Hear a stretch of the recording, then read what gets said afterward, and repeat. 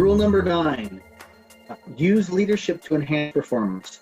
So I was recently invited to an organization to do some observations of their meetings. And one of the things that the organization was very proud of was that they've embraced a shared leadership paradigm, that there isn't a defined leader within any of their teams. And when they meet, they don't have a defined leader of their meetings. It's just, they come together and they have a goal and a purpose, and they discuss that problem or that thing or whatever their purpose is for that meeting. And I said, that's wonderful. I would love to, see these meetings. And so they invited me out, and I was there for it. I was there for both a seminar that I provided for them to enhance their meetings, which they always enjoy hearing things like that. And then I was allowed to attend several meetings throughout the day, which again proves that I am a nerd. I like to go to meetings to just watch how things happen. But what was interesting is that even though they had this shared leadership and equality type of approach, which I commend, I think is a wonderful espoused value that organizations, I think the world over, could benefit from embracing. As I watched the meetings, it became very clear to me that none of the meetings was without a leader. Every meeting had a leader, okay?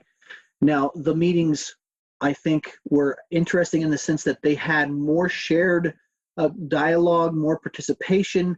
People didn't feel like that leader was, in most cases, overbearing or over-controlling, but there was absolutely someone in that group that had emerged as a leader for the team and for the meeting, in every case.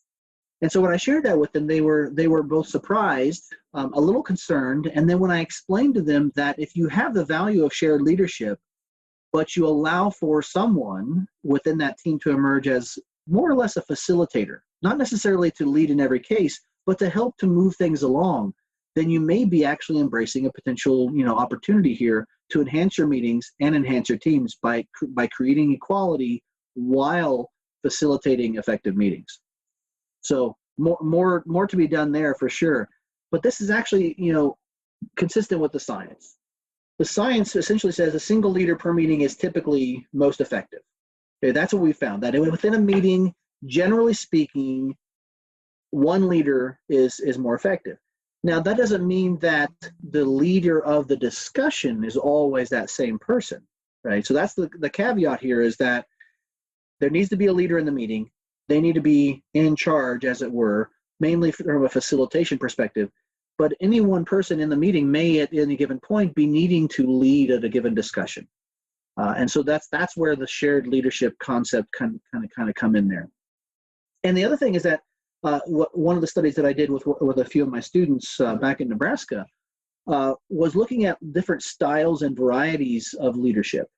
And what we found is that it does matter what style of leadership is being deployed by a leader within a meeting. We found that very autocratic, very directive styles of leadership are not usually very effective in a meeting, particularly if that meeting is where you're collaboratively making a decision.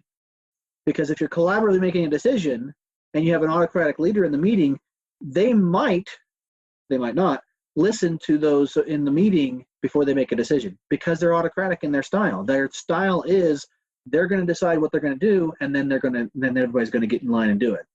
In the psychological and leadership literature, we find that transformational leadership is the type of style that fosters collaborative discussion. It enables people to bring their whole self into the meeting and into the environment, and that they help to foster a collaborative decision-making process, which is different from the autocratic style. And don't get me wrong, there are absolutely situations, maybe even a meeting here and there, where an autocratic style is going to be good. But in most meetings, a transformational style or a collaborative style, as it were, is going to be much more effective at accomplishing what you're trying to accomplish.